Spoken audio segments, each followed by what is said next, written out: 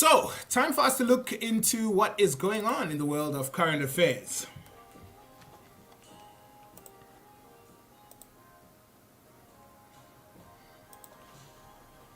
First of all, in a surprise move, the Democratic Alliance has announced some key changes to its whippery and shadow cabinet in the National Assembly. The most notable change in the reshuffle is Natasha Mazzoni's removal as the party's chief whip. Mazzoni will now serve in Parliament's Intelligence Committee.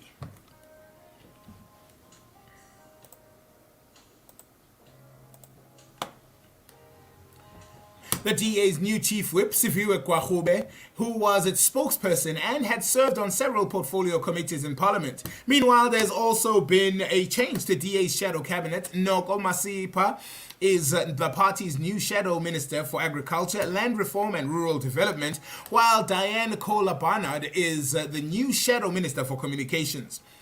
The DA's newest member of Parliament, Marina van Zyl, is the additional member on the Committee on Basic Education. Finally, Solly Malatsi will reprise his role of DA national spokesperson alongside Celia's Brink. The DA would like to wish our colleagues well in their new positions, according to the DA leader, John Steenhuisen. Mazzoni became the DA's chief whip in October 2019.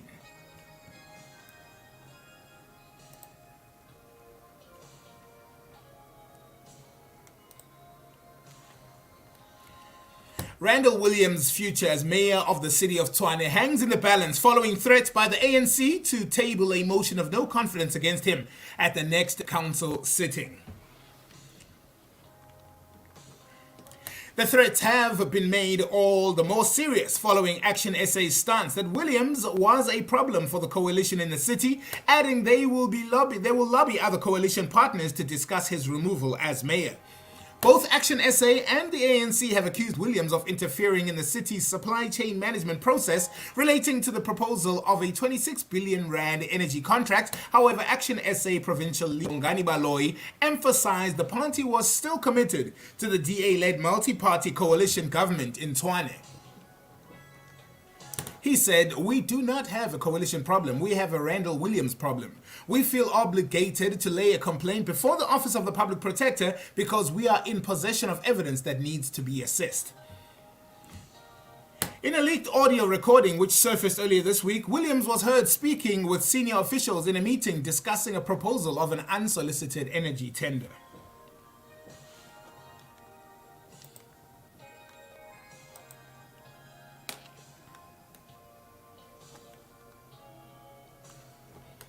The National Conference rules set out by the ANC's Electoral Committee rule out any possibility of suspended Secretary-General Ace Magashule running for leadership of the party come December.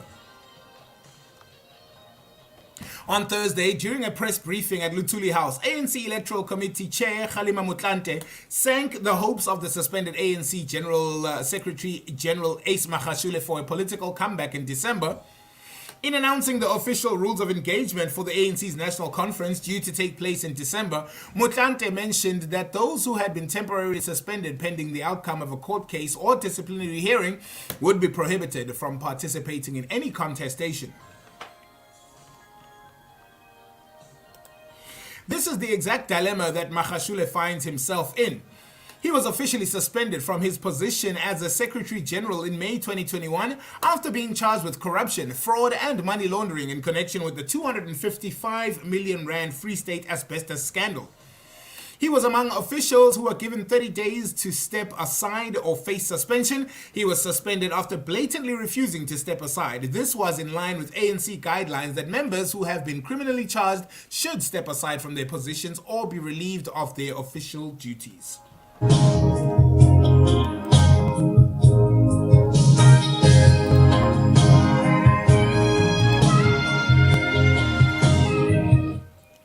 Straight to the province of KwaZulu-Natal.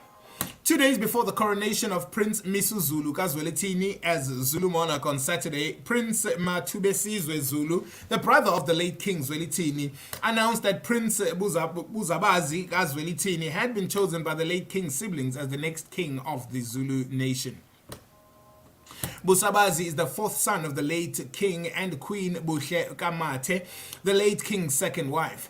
At a media briefing in Johannesburg on Thursday, Prince Matubesizwe Kapekuzulu said the only remaining king's four brothers and sisters had the right to decide who should be the king of the Zulus. He said the prince they have chosen cannot be addressed or cannot address the nation before rituals are performed to prepare him to be the king.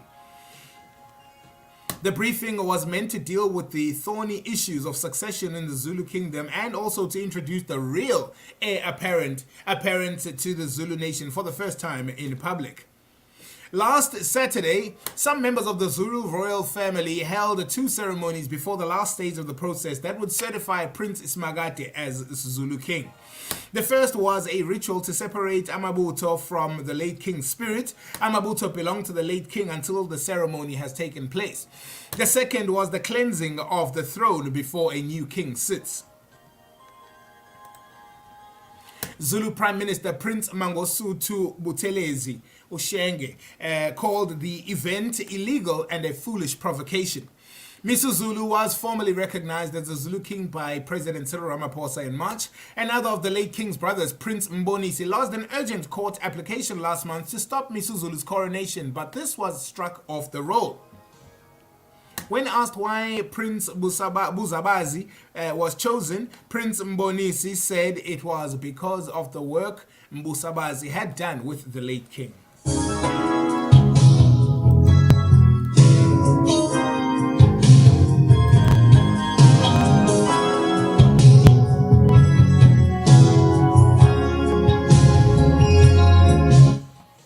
More than 70 people have been arrested after a land grab attempt at Ismangaliso World Heritage Site in KZN, the second such attempt this year. Ismangaliso Wetland Park authorities confirmed that Thursday that 71 people had been arrested after they allegedly began occupying the land in the Futululu forest adjacent to Lake St. Lucia earlier this week. Futululu is the largest remaining pitch of indigenous coastal lowland forestry, a forest in the low country, after the adjoining Dugu forest was occupied in the late 1980s and progressively destroyed by the subsistence farmers. The park is also South Africa's first World Heritage Site designated for global protection because of its outstanding international conservation value. The Ismangaliso Wetland Park Authority said in a statement the most recent land grab attempt started on Tuesday when a group of people invaded the Futululu forest, demanding the land for farming purposes, and some stands were also being sold for residential purposes. The land issue continues to be a very serious point in the nation of South Africa. It's 11 minutes now before 10 a.m. The 350 Rand Social Relief and Distress SRD grant has had changes gazetted to the regulations governing its payout. The changes were gazetted by the Department of Social Development and have now allowed more beneficiaries to qualify for it. The changes in the regulations include an adjustment to the income threshold for qualifying for the SRD grant from 350 to 624 Rand per month. The grant will remain 350 per qualifying person. There have also been changes to the frequency of it, the testing, as applicants no longer have to indicate if they require the grant after every 3 months. Bank verification as the final determination for means of testing was removed and has been gazetted. Minister of Social Development Lindiwe Zulu recommended that her department was aiming to ease the criteria. The decision followed pressure from civil society organizations. The organizations demanded that the department lift the income threshold from 350 to 624 and remove the clause which made applicants reapply for the grant every 3 months. Social justice organization Black Sash Trust's legal representatives went up against the government over unfair regulations. SRD grant in June, while the organizations have since taken note of the effort of the department which it has made. It submitted that the income threshold should be 1,335 Rand.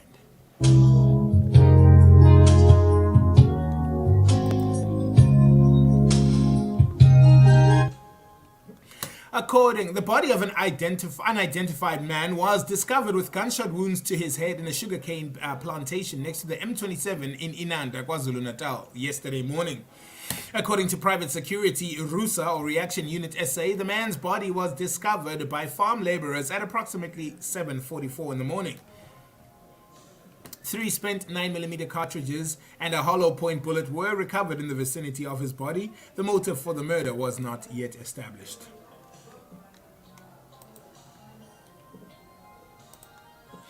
South African businessman Kenny Kunene announced that he and his wife Nonkululeko Whitney Mhlanga are expecting their third child via Instagram on Wednesday the 17th of August. The businessman and his wife Nonkululeko Mhlanga are expecting their third child together. Kenny and his wife tied the knot in 2017. The pair held an umembeso ceremony in Kimberley. This was followed by a traditional wedding with around 600 guests. The businessman and his wife welcomed their first child, Remo Kunene, together in 2017. They then welcomed the baby girl, Rimona. Thank you for sacrificing everything to be my wife and the mother of my kids, even those from my previous marriage. The birth of Rimona is a further confirmation of our commitment to each other and our family. I love you with all my heart and soul. I thank God for our ancestors, for our healthy newborn, and also for your excellent health before, during, and after delivery, he continued. Well, congratulations to them.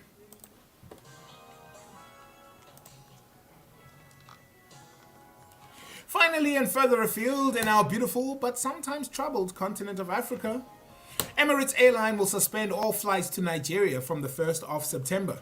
According to the Dubai-based airline, the West African country has failed to repatriate millions of dollars of its funds. The airline said it took to the difficult decision in order to limit its further losses, citing circumstances beyond the control in a statement on Thursday, the 18th of August. Now, other international airlines operating in Nigeria also have revenues trapped in the country, which, with the International Air Traffic Transport Association, said in June the amount of $450 million. That brings us to the end of our Moments in Current Affairs, 7 minutes before 10 a.m. Good morning and welcome. If you have just joined us, thank you for doing so. You could have been anywhere, doing anything, but you're here with us, and for that, we are eternally grateful. Thank you.